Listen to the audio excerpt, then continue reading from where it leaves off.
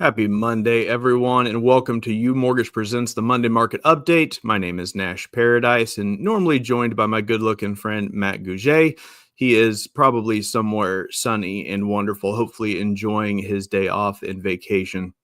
So you just got me. We're going for a little bit of a new format here this week, so be sure to let us know in the comments if you like it or if you, enjoy me and Matt talking for an extended amount of time about our own personal business. But today, we're going to go and hit this economic data very quickly, very efficiently, give you what you need to know so that way you can advise your clients best, so you know what's going on in the market, and so you can just be an informed consumer or a real estate professional. So let's get right into the slides here. Take a look at last week's economic news. So the significance of last week, we had a couple of dates circled on the calendar that we were concerned about. Let's talk about what actually moved markets. So on Monday, we had the ISM manufacturing data. It came in a little bit low, and that moved things well on Monday. Worked out in our benefit. That's why it's showing green. Same thing on Wednesday. Wednesday was a pretty big day as far as importance goes. The ADP employment numbers, which a lot of people like for whatever reason, they really like to cue in on ADP. This helped us. This was coming in well short at 77,000 jobs added for the month. But then it was negated later with the ISM services PMI that was coming in over estimate. So we saw a bit of a flat day on Wednesday. Markets reacted, one way and then the other. Treasury bond yields go up. Mortgage rates shot back up. The big day that we had circled last week was Friday. There was huge news coming out on Friday. Lots of possibility for big movement. And thankfully, we kind of hit both sides of it and remained pretty flat. The non-farm payrolls, which were the big things to watch, came in just a little under the estimates. It was forecasted at 160K, hit 151. That's close enough that the market didn't really react much. Unemployment rate, anticipated at 4.0, came in at 4.1. Now, that one is interesting because when you take into consideration the rounding as well as, the factor with how many people have left the industry completely, 4.1 could actually be closer to 4.3, but the markets didn't really care. Since it was balanced that way, we saw not a lot of movement on Friday. So that was the end of last week. Rates have improved a little bit because of the early in the week activity. Let's get into what's going on this week and what dates we need to circle on the calendar. So looking at this week, there's one big day. You see those big 4 red bars? Wednesday is a huge day. Wednesday is CPI day.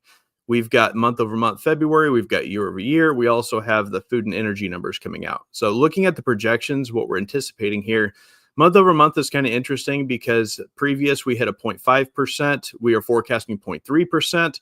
So, hopefully that isn't too aggressive on the analysis for the projections.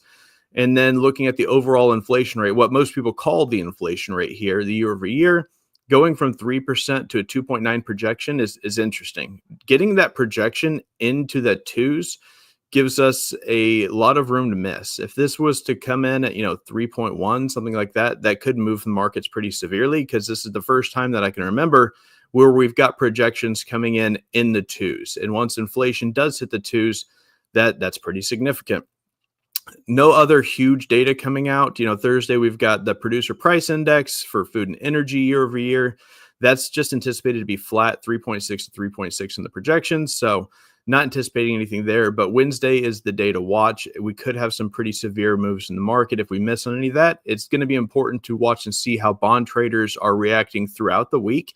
So far, they've been pretty aggressive. We've seen a lot of bond trading, driving those prices up, driving those yields down, which works out in our favor because it means lower interest rates. So we like to see that when the trends before a big business day, a big econ day happen and they're going in our favor, usually things work out pretty well.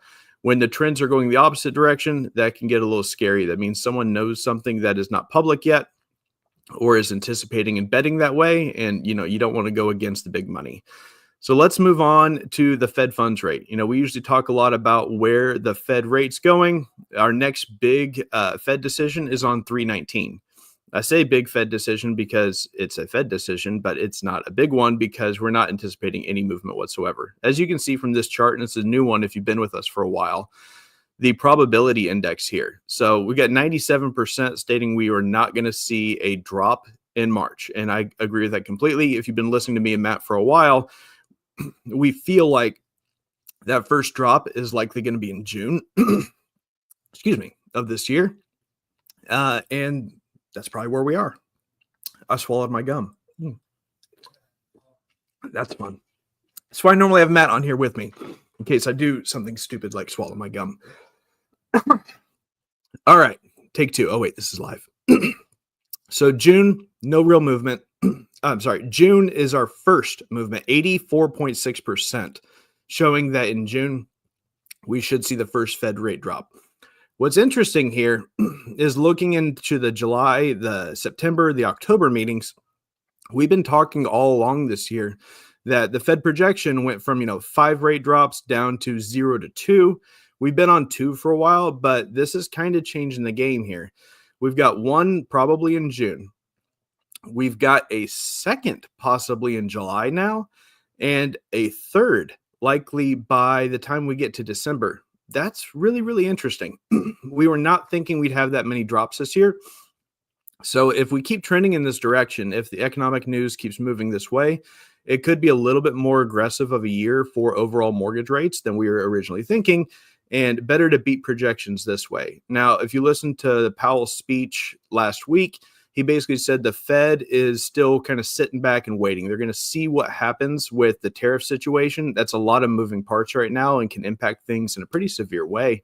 But at this time, nothing to indicate that they need to make any strong moves anytime soon. So hurry up and wait.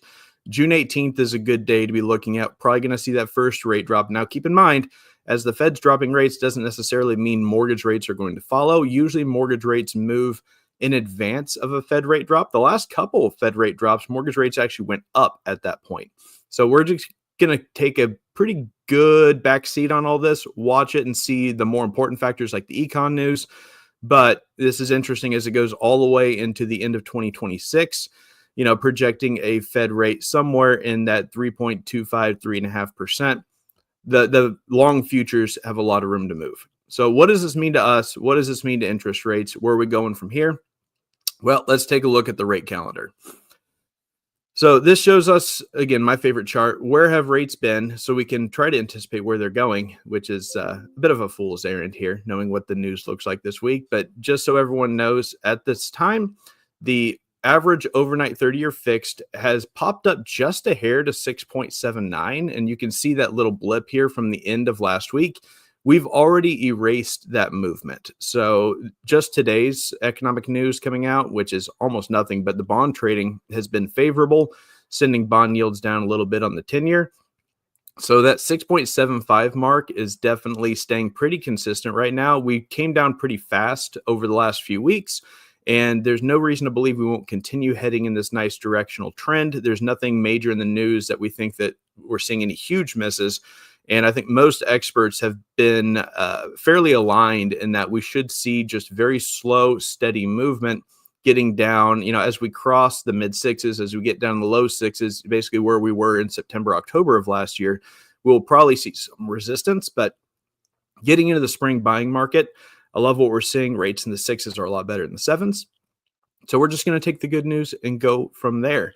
that is all I've got this week, guys. I hope you enjoyed this streamlined version of the Monday market update so you know where pricing's going, what to watch, when the next Fed move is going to be. If you have any questions, be sure to throw them in the comments, and we'll follow up with those after the fact. Thanks again, guys. You have a wonderful week.